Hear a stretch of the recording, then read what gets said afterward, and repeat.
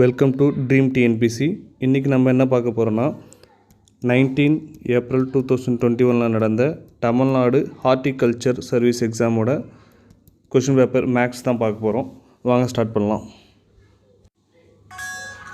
If z equal to 52 and act equal to 48, then bat will be equal to z equal to 52 மற்றும் act equal to 48 எனில் bat equal to என்னன்னு சொல்லிட்டு கேட்டிருக்காங்க. So இந்த question நமக்கு வந்து alphabet வந்து தெரியணும். A to Z வரைக்கும் நம்ம ஆல்ஃபபெட் வந்து தெரிஞ்சிருக்கணும். அது மட்டும் இல்லாமல் ஒன்றொன்றத்தோட நம்பரும் தெரிஞ்சிருக்கணும். ஸோ இப்போ ஏனா 1, பினா 2, சினா 3. ஸோ இது போல் தெரிஞ்சிருந்தால் தான் இந்த சம் வந்து போட முடியும். Z வந்து லாஸ்ட்டாக 26. ஸோ இதோட ஆல்ஃபபெட் நம்பரும் தெரியணும். ஆல்ஃபபெட் அண்ட் நம்பர்ஸ் ரெண்டுமே தெரிஞ்சால் தான் இது வந்து போட முடியும். ஸோ Z வந்து உங்களுக்கே தெரியும். Z வந்து 26. ஸோ அது இங்கே வந்து Z equal to 52ன்னு கொடுத்துருக்காங்க. ஒன்றும் இல்லை, 2ஆல் மல்டிப்ளை பண்ணியிருக்காங்க 52ன்னு சொல்லிட்டு. அடுத்து ஆக்டுக்கு ஏ, ஆக்டு ரெண்டாவது. ஆக்டுக்கு வந்து என்னென்னா ஏ வந்து 1, சி வந்து 3, டி வந்து 20. ஸோ 20 தான் டீன்னு சொல்லுவாங்க. இது மூணுத்தையும் ஆட் பண்ணிங்கன்னா 20 + 3 23, 24 வரும். 24 × 2 48. ஸோ நெக்ஸ்ட்டு அப்போது இது 48ன்னு தெரிஞ்சு 52. ஸோ ஒன்றும் இல்லை, இது இந்த ஆல்ஃபபெட் ஆட் பண்ணி 2ஆல் மல்டிப்ளை பண்ணியிருக்காங்கன்னு சொல்லிட்டு தெரியுது. அப்போது பேட்டுக்கு பார்க்கணும். பேட்டுக்கு வந்து பி வந்து 2, ஏ வந்து 1, டி வந்து 20. ஸோ தெரியும் நமக்கு.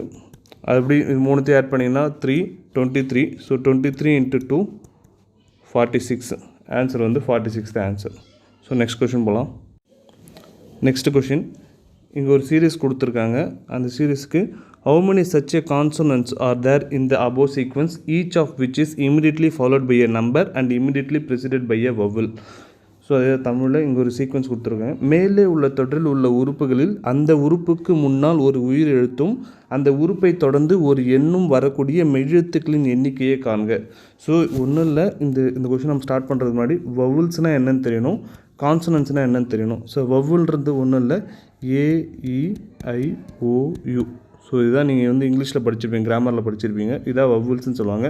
கான்சனன்ட்றது இந்த அஞ்சு ஆல்ஃபபெட் தவிர வரக்கூடிய மிச்ச லெட்டர்ஸ்லாம் தான் கான்சனன்ட்ஸ்னு சொல்லுவாங்க. So B, C, D, so இதெல்லாம் தான் சொல்லுவாங்க. இதெல்லாம் தான் கான்சனன்ட்ஸ். இந்த 5 மட்டும்தான் வவுல்ஸு. ஸோ இது தெரிஞ்சால் தான் நம்ம போடவே முடியும். ஸோ ஃபஸ்ட்டு என்ன சொல்லியிருக்காங்கன்னா கான்சனன்ட் சொல்லியிருக்காங்க. ஃபஸ்ட்டு வந்து ஒரு சீக்வன்ஸ் நம்ம ஒரு பேர் வந்து பார்க்கணும். அந்த பேரில் ஃபஸ்ட்டு என்ன வரணும்னா ஒரு கான்சனன்ட்ஸ் வரணும். Next are there in a sequence each of which is immediately followed by number. அப்போது கான்சனன்ட்ஸ்க்கு அடுத்து என்ன வரணும்னா ஒரு நம்பர் வரணும். அந்த immediately preceded by a vowel. So அதுக்கப்புறம் ஒரு வவல் இருக்கணும். ஸோ இந்தமாரி ஒரு பேர், ஒரு கான்சனன்ட் இருக்கணும், ஒரு நம்பர் இருக்கணும், அண்ட் தென் வவல் இருக்கணும். ஸோ இந்தமாரி ஒரு பேர் வந்து வேணும்னு சொல்லிட்டு சொல்கிறாங்க. அதுமாரி எத்தனை பேர் வந்து இந்த சீக்வன்ஸில் இருக்குதுன்னு சொல்லிட்டு கேட்டிருக்காங்க. ஸோ நம்ம ஃபஸ்ட்டு பார்க்கலாம். எம்ன்றது ஒரு கான்சனன்ட்டு, 5ன்றது ஒரு நம்பர், ஈன்றது ஒரு வவல். ஸோ AEIOU, அதில் ஈ வருது, இது ஒரு வவல். ஸோ இது ஒரு பேரு. நெக்ஸ்ட்டு பின்றது ஒரு கான்சனன்ட்டு, 3 அண்ட் ஏன்றது ஒரு வவல். ஸோ இதுவும் ஒரு கரெக்டாக இருக்க ஒரு சீக்வன்ஸு, 2 பேர். வேறு நீங்கள் எது எடுத்து பார்த்தாலுமே கண்டிப்பாக இந்தமாதிரி ஒரு பேராக வராது. ஸோ எத்தனை பேர் அதுமாரி இருக்குன்னா 2 பேர் இருக்குது. ஸோ ஆன்சர் வந்து D option 2. Next question, A can do a piece of work in 20 days and B can do it in 30 days. How long will they take to do the work together? A என்பவர் ஒரு வேலை 20 நாட்களிலும் B என்பவர் அதே வேலையை 30 நாட்களிலும் செய்து முடிப்பார்கள். அவ்விருவரும் சேர்ந்து அவ்வேலையை செய்து முடிக்க எத்தனை நாட்கள் ஆகும்? ஸோ இப்போது A என்பவர் ஒரு வேலையை 20 நாட்களில் முடிக்கிறார். ஸோ A என்பவர் ஒரு வேலையை 20 நாளில் முடிக்கிறாரு. B என்பவர் அதே வேலையை 30 நாளில் முடிக்கிறாரு. ஸோ இப்போ இவங்க 2 பேரும் சேர்ந்து பண்ணால் எத்தனை நாளில் முடிப்பாங்க? அதுதான் கொஷின். இப்போது 1/20 + 1/30. ஸோ இதுக்கான எல்சிஎம் பார்த்திங்கன்னா 60 வரும். ஸோ மேலே வந்து என்ன வரும்னா 3 டைம்ஸ். So 3 + 2 times. ஸோ 5/60 வரும். ஸோ கேன்சல் பண்ணிங்கன்னா 12. ஸோ இது அப்படியே ரெசிப்ரோக்கில் எடுத்திங்கன்னா 12 days ஆகும். ஸோ இதுதான் ஆன்சர், 12 days தான் ஆன்சர். ஆப்ஷன் பி தான் answer. So next question, A can do a piece of work in 8 days and B can do a same piece of work in 12 days. A and B together complete the same piece of work and get ₹200 as the combined wages. B shares of the wage will be. ஒரு வேலை A 8 நாட்களில் செய்து முடிப்பார். அதே வேலையை முடிக்க Bக்கு 12 நாட்கள் ஆகும். அந்த வேலை A மற்றும் B இருவரும் சேர்ந்து முடித்து ₹200 ஒருங்கிணைந்த ஊதியமாக பெற்றால் அதில் Bக்கான ஊதியம் என்னன்னு சொல்லிட்டு கேட்குறாங்க. ஸோ ஏ வந்து ஒரு வேலையை 8 நாளில் முடிக்கிறாரு, அதே வேலையை பி வந்து 12 நாளில் முடிக்கிறாரு. ஸோ இது நம்ம 4 டேபிளால் கேன்சல் பண்ணோன்னா 2 டைம்ஸ் வரும், இது 3 டைம்ஸ் வரும். ஸோ 2:3 தான் ரேஷியோ A:Bக்கு. இப்போது நம்ம வந்து இது வந்து டேஸ் வச்சு கொடுத்துருக்காங்க. இப்போ நம்ம அது டைமுக்கு ஏற்ற மாதிரி நம்ம ரேஷியோ வந்து மாற்றணும். ஸோ டைம் பொறுத்த வரைக்கும் ஏ வந்து ஒரு வேலையை 8 நாளில் முடிக்கிறாரு, ஸோ பி வந்து அதே வேலையை 12 நாளில் முடிக்கிறாரு. ஸோ யார் வந்து ஃபாஸ்ட்டாக ஒர்க் பண்ணுவோன்னா ஏ தான் ஃபாஸ்ட்டாக ஒர்க் பண்ணுவாங்க. ஸோ அதிகப்படியான பார்ட் வந்து ஏ தான் கண்டிப்பாக முடிப்பார், ஸோ கம்மியான பார்ட் தான் பி முடிப்பார், ஏன்னா இவர் வந்து ரொம்ப ஸ்லோவாக பண்ணுறாரு. ஸோ அதுபடி டைமை பொறுத்த வரைக்கும் நம்ம பார்த்தோன்னா மொத்தமாக இந்த ஒர்க்கை வந்து 5 பார்ட்டாக பிரிக்கிறோம். அப்போது ஏ வந்து ஃபாஸ்ட்டாக ஒர்க் பண்ணுறதுனால அதிகப்படியான பார்ட் அவர் தான் பண்ணுவார். ஸோ அவர் தான் இது ஒன்றும் இல்லை, ஒரு அப்படியே ரெசிப்ரோக்கல் பண்ணுவோம். ஸோ அவர் தான் 3 பார்ட் பண்ணுவார், இது வந்து 2 பார்ட் வந்து பி பண்ணுவார். ஸோ இது டைமை பொறுத்த வரைக்கும் நம்ம டைமுக்கு ஏற்ற மாதிரி நம்ம வந்து இந்த ரேஷியோ வந்து இது ரெசிப்ரோக்கல் பண்ணிக்கிறோம். ஸோ இந்த ஒரு விஷயம் மட்டும் நம்ம இந்த கொஸ்டினில் கரெக்டாக பண்ணிட்டோம்னா ஆன்சர் ஈஸியாக போட்டுடலாம். ஸோ 5 இது ரெண்டுத்தையும் ஆட் பண்ணோன்னா 5 பார்ட்டு. அப்போது 5x = 200, x = 200/5. ஸோ கேன்சல் பண்ணிங்கன்னா 40 வரும். அப்போ x = 40. இப்போ அவங்க பியோட ஷேர் தான் கேட்டிருக்காங்க. ஸோ இதுதான் பியோட ஷேரு 2x. ஸோ 2 × 40 80. ஸோ ₹80 தான் ஆன்சர். ஸோ இந்த ரெசிப்ரோக்கல் மட்டும் நீங்கள் கரெக்டாக டைமுக்கு ஏற்ற மாதிரி கரெக்டாக மாற்றிட்டிங்கன்னா உங்களுக்கான ஆன்சர் கரெக்டாக வந்துடும். ஸோ இந்த சம்மில் இது மட்டும் கொஞ்சம் இம்பார்ட்டண்ட்டாக பார்த்துங்க. ஓகே, நெக்ஸ்ட் சம் போகலாம். Next question. The curved surface area of a right circular cone of height 15 cm and base diameter 16 cm is 15 centimetre உயரமும் 16 சென்டிமீட்டர் விட்டமும் கொண்ட ஒரு நேர்வட்ட கூம்பின் வலைப்பரப்பு. அதாவது ஒரு கோன் கொடுத்துட்ருக்காங்க, அந்த கோனில் ஹைட்டு வந்து 15 சென்டிமீட்டர்னு கொடுத்துருக்காங்க, டயாமீட்டர் தான் கொடுத்துருக்காங்க, டயாமீட்டர் வந்து 16 சென்டிமீட்டர். நமக்கு தேவையானது ரேடியஸ் தான் தேவை. ஸோ டயாமீட்டர் 2 ஆல் டிவைட் பண்ணால் ரேடியஸ் கிடச்சிடும். ஸோ ரேடியஸ் வந்து 8 சென்டிமீட்டர். ஓகேங்களா? இப்போது curved surface area of cone தான் கேட்டிருக்காங்க. கர்வ்டு சர்ஃபேஸ் ஏரியாவோட ஃபார்முலா வந்து πr/l. ஸோ இதுதான். இதுக்கு நம்ம வந்து எல்ன்றது இந்த ஸ்லாண்டிங் ஹைட் தான் எல்லுன்னு சொல்லுவாங்க. அப்போ எல் வந்து எப்படி கண்டுபிடிக்கணும்னு சொல்லிட்டு பார்க்கணும். L = ஹைப்போடென்யூஸ் ஃபார்முலா வந்து யூஸ் பண்ணணும். L² = h² + r². ஸோ இதுதான் ஹைப்போடென்யூஸ் ஃபார்முலா. L = இந்த ஸ்கொயர் வந்து இந்த சைடு போகும்போது ரூட்டாக மாறிடும். h வந்து தெரியும் 15, நமக்கு 15² + r வந்து 8². So that is equal to 225 + 64 = √289 வரும். ஸோ 17. L = 17. ஸோ L = 17 தெரிஞ்சிச்சு. இப்போ πr/lன்ற ஃபார்முலாவில் சப்ஸ்டிட்யூட் பண்ணலாம். ஸோ பை வந்து நம்ம இங்கே ஆப்ஷனில் பை அப்படியே இருக்குது. ஸோ நம்ம வந்து எக்ஸ்பிளைன் பண்ண தேவையில்ல, பை அப்படியே இதெல்லாம். ஸோ r வந்து நமக்கு தெரியும் 8, L வந்து 17. ஸோ இது பண்ணிங்கன்னா 136 பைன்னு வரும், பை சென்டிமீட்டர் ஸ்கொயர். ஸோ இதுதான் answer. So 136 pi centimetre square, இதுதான் ஆன்சர். நெக்ஸ்ட் சம் போகலாம். A machine bought at a ₹50,000 fall in its value by 8% of its value every year. Find the value of the machine after 2 years. ரூபாய் 50,000 மதிப்புள்ள ஒரு இயந்திரமானது அதன் விலை ஒவ்வொரு வருடமும் 8% குறைகிறது எனில் 2 வருடங்களுக்கு பின் அதன் விலை என்ன? ஒரு மிஷினோட விலை தற்போதைய வேல்யூ வந்து 50,000 சொல்லியிருக்காங்க. ஒவ்வொரு வருஷமும் அதோட வேல்யூ வந்து 8% வந்து டிக்ரீஸ் ஆகிட்டே வருதுன்னு சொல்கிறாங்க. 8% டிக்ரீஸ் ஆகுது. அப்போது 2 வருஷத்துக்கு அப்புறம் இதோட வேல்யூ வந்து என்னவாக இருக்குன்னு சொல்லிட்டு தான் கேட்டிருக்காங்க. ஸோ 50,000 இப்போ நம்ம வந்து 1 இயருக்கு அப்புறம் என்ன வேல்யூ, இதோட வேல்யூ வந்து எப்படி இருக்குன்னு சொல்லிட்டு பார்க்கணும்.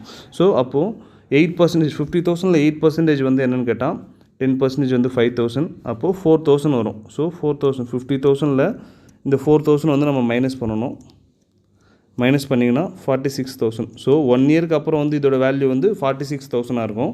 நெக்ஸ்ட்டு செகண்ட் இயர் நம்ம வந்து ஆன்சரில் 2 வருஷத்துக்கு அப்புறம் தான் கேட்டிருக்கோம். ஸோ 2 வருஷத்துக்கு அப்புறம் என்னவாக இருக்குன்னா இந்த 46,000லேருந்து 8% வந்து மைனஸ் பண்ணணும். ஸோ 46,000லேருந்து 8% வந்து மைனஸ் பண்ணோன்னா இப்போ 46,000 4,600 10%, அதுலேருந்து 920 மைனஸ் பண்ணணும். ஸோ 0 10 8 15 6 3 3680. ஸோ இது நீங்கள் மைனஸ் பண்ணிங்கன்னா இதான் நமக்கான ஃபைனல் ஆன்சராக இருக்கும். 42,320 வரும். ஸோ 2 வருஷத்துக்கு அப்புறம் இதோட வேல்யூ வந்து இந்த மிஷினோட வேல்யூ வந்து 42,320 இருக்கும். ஸோ இதான் ஆன்சர். வாங்க நெக்ஸ்ட் சம் போகலாம். Next question. The value of motorcycle 2 years ago was 70,000 rupees. It depreciate at the rate of 4% per annum. Find its present value. இருசக்கர வாகனம் ஒன்றின் விலை 2 ஆண்டுகளுக்கு முன்பு 70,000 இருந்தது. அதன் மதிப்பு ஆண்டுதோறும் 4% குறைகிறது. அதன் தற்போதைய மதிப்பை காண்க. ஸோ 2 வருஷத்துக்கு முன்னாடி ஒரு மோட்டார் சைக்கிளோட விலை வந்து 70,000 இருந்துச்சு. அதோட வேல்யூ வந்து 70,000 இருந்துச்சு. ஒவ்வொரு வருஷமும் 4% வந்து குறைஞ்சிட்டு வருதுன்னு சொல்கிறாங்க. இப்போது ப்ரெசண்ட்டோட வேல்யூ வந்து என்ன அந்த மோட்டார் சைக்கிள்னு சொல்லிட்டு கேட்டிருக்காங்க. ஸோ நம்ம அதே தான் 1 இயருக்காக வந்து எவ்வளோ இருந்துச்சுன்னு சொல்லிட்டு ஃபஸ்ட்டு கண்டுபிடிக்கணும். ஸோ 1 இயருக்காக வந்துனா இதில் 4% வந்து மைனஸ் பண்ணோம். ஸோ 10%, 1% 700னா 2,800 70,000 மைனஸ் 2,800 வந்து மைனஸ் பண்ணோம். மைனஸ் பண்ணிங்கன்னா 67,200 கிடைக்கும். ஸோ நெக்ஸ்ட்டு இப்போது ப்ரெசென்ட் இது வந்து 1 இயர் அகோ வந்து 67,200 இருந்திருக்கும். இப்போ ப்ரெசென்ட்டில் வந்து எவ்வளோ இருந்திருக்கும்னு சொல்லிட்டு கால்குலேட் பண்ணோன்னா இந்த 67,200லேருந்து 4% வந்து மைனஸ் பண்ணணும். ஸோ அதில் 67,200 மைனஸ் 4% வந்து எவ்வளோ வரும்னா 1% 672 இன்ட்டு 4 மல்டிப்ளை பண்ணிங்கன்னா 8 7 4 சார் 28 பேலன்ஸ் 2 24 26. ஸோ 2,688 வந்து நீங்கள் மைனஸ் பண்ணிங்கன்னா ஆன்சர் வந்து 64,512 வந்து கிடைக்கும். ஸோ இதுதான் இப்போதைய ப்ரெசென்ட் வேல்யூ வந்து 64,512 கிடைக்கும். ஓகே. ஸோ இதில் காமனாக பண்ணக்கூடிய மிஸ்டேக் எல்லோரும் என்னென்னா ரெண்டு வருஷம் தானே, அப்போ 4% அதை 12 மல்டிப்ளை பண்ணால் 8%. ஸோ நம்ம வந்து இந்த 70,000லேருந்து 8% மைனஸ் பண்ணிட்டோன்னா நமக்கான ஆன்சர் வந்துடும் சொல்லிட்டு நினைப்பீங்க. ஸோ அதுதான் எல்லோரும் காமனாக பண்ணக்கூடிய மிஸ்டேக். இதில் அதுமாரி பண்ணக்கூடாது. 1 இயர் கண்டுபிடிச்சிட்டு 1 இயராக வந்து எவ்வளோ இருந்துச்சு அந்த வேல்யூலேருந்து தான் இந்த 67,200லேருந்து தான் 4% வந்து லெஸ் பண்ணணும். ஸோ அப்படி தான் 1 இயராக தான் கால்குலேட் பண்ணணும். ஒரேடியாக 2 இயர்ஸ் வந்து கால்குலேட் பண்ண முடியாது. ஸோ அதுதான் இந்த சம்மோட முக்கியமான இம்பார்ட்டன்ட் பாயிண்ட்டு. அது மட்டும் தெரிஞ்சுங்க. நெக்ஸ்ட் சம் போகலாம்.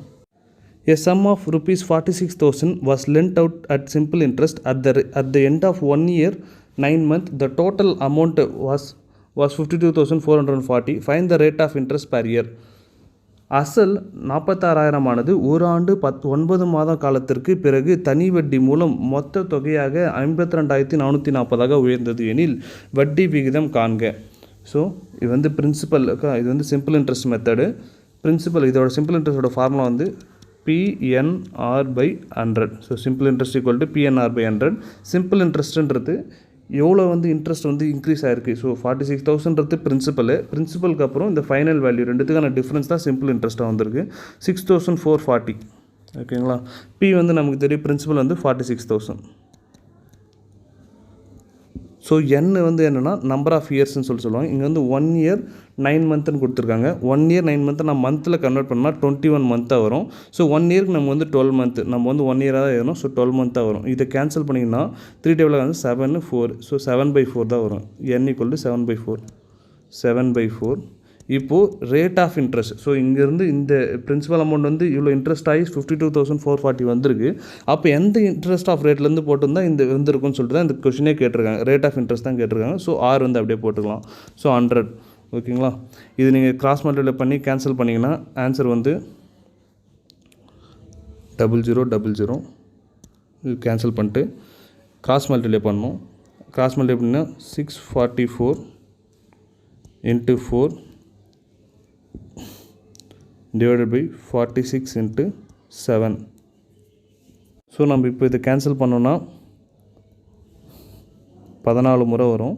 நெக்ஸ்ட்டு இதையும் கேன்சல் பண்ணால் 2 டைம்ஸ் வரும். So 2 4s are 8. So R வந்து 8%. ஸோ நெக்ஸ்ட் சம் போகலாம். Next question. If Karkurali earns 1,800 in 15 days, then she earns 3,000 in dash days. 15 நாட்களில் கார்குழலி ரூபாய் 1,800 வருமானமாக பெறுகிறார் எனில் 3,000 டேஷ் நாட்களில் வருமானமாக பெறுவார். ஸோ ஒன்றும் இல்லை, கார்குழலி வந்து 15 நாட்களுக்கு 1,800 சம்பாதிக்கிறாங்க. அப்போது 3,000 சம்பாதிக்க எத்தனை நாள் ஆகும்? ஸோ இதுதான் கொஷின். ஸோ நமக்கு ஒன்றும் இல்லை, இப்போ நம்ம வந்து இது வந்து ஒரு நாளைக்கு எவ்வளோ சம்பாதிக்கிறாங்க கொஞ்சம் கண்டுபிடிச்சாலே இந்த 3,000 வந்து நம்ம கண்டுபிடிச்சிடலாம். ஸோ ஒரு நாளைக்கு தான் 1,800 / 15. ஸோ கேன்சல் பண்ணிங்கன்னா நமக்கு வந்து 120. ஸோ ஒரு நாளைக்கு வந்து கார்குழலி வந்து 120 வந்து ஏர்ன் பண்ணுறாங்க. அப்போது 3,000 ஏர்ன் பண்ணால் எத்தனை நாள் ஆகும்? ஸோ ஒன்றில் 3,000 / 120 இது போட்டிங்கனாலே போதும். ஸோ கேன்சல் பண்ணிங்கன்னா 25 டைம்ஸ் வரும். ஸோ 25 நாள் 25 நாட்கள் ஆகும் 3,000 சம்பாதிக்க. ஓகேங்களா. நெக்ஸ்ட் சம் போகலாம். Next question, 10 lakh candidates write the TNPC exam this year. If each exam center is allotted with 1000 candidates, how many exam centers would be needed? 10 லட்சம் தேர்வர்கள் இவ்வாண்டு டிஎன்பிசி தேர்வு எழுதுகின்றனர். ஒவ்வொரு தேர்வு மையத்திலும் 1000 தேர்வர்கள் தேர்வு எழுதினால் எத்தனை தேர்வு மையங்கள் தேவை?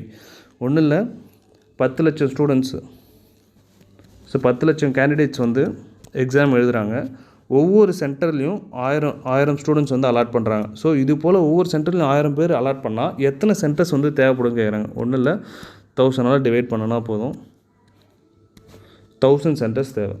ஸோ 10 லட்சம் பேர் எக்ஸாம் எழுத 1000 கேண்டிடேட்ஸ் வந்து ஒரு சென்டர்ஸ்க்கு அலாட் பண்ணால் 1000 சென்டர்ஸ் வந்து நமக்கு தேவை. ஸோ இதுதான் ஆன்சர். நெக்ஸ்ட் சம் போகலாம். Next question, the highest number which divides the product of any 3 conservative even natural number is. அடுத்தடுத்த 3 இரட்டை இயல் எண்களின் பெருக்கலை வகுக்கும் மிகப்பெரிய எண். அதாவது 3 கன்சர்வேட்டிவ் ஈவன் நேச்சுரல் நம்பர்ஸ், அதாவது 3 கன்சர்வேட்டிவ் ஈவன் நேச்சுரல் நம்பர்ஸை ப்ராடக்ட் பண்ணனா, மல்டிப்ளை பண்ணோன்னா இந்த கொடுக்கப்பட்ட ஆப்ஷனில் எது வந்து highest number to divide this product அப்படின்னு கேட்குறாங்க. அடுத்தடுத்த 3 இரட்டை இயல் எண்கள்.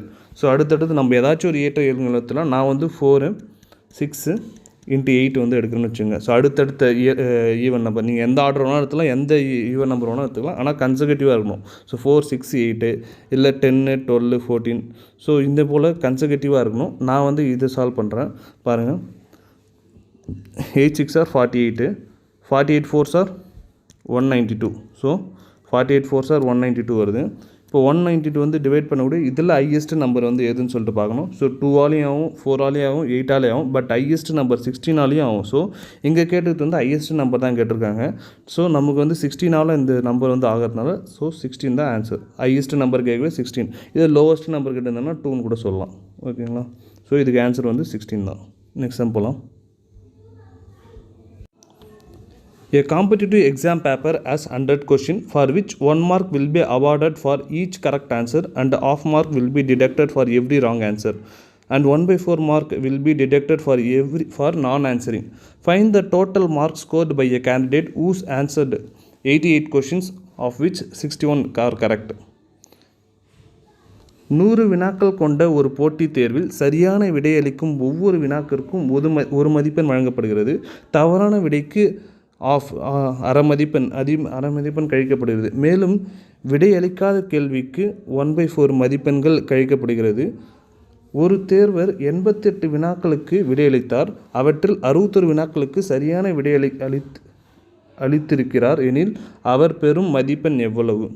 ஸோ ஒன்றும் இல்லை, ஒரு காம்படிட்டிவ் எக்ஸாம் நடக்குது. ஒரு காம்படிட்டிவ் எக்ஸாமில் 100 கொஷின், டோட்டல் கொஷின் வந்து 100 கொஷின். ஸோ ஒவ்வொரு கரெக்டான கொஷினுக்கும் 1 மார்க் வந்து தராங்க.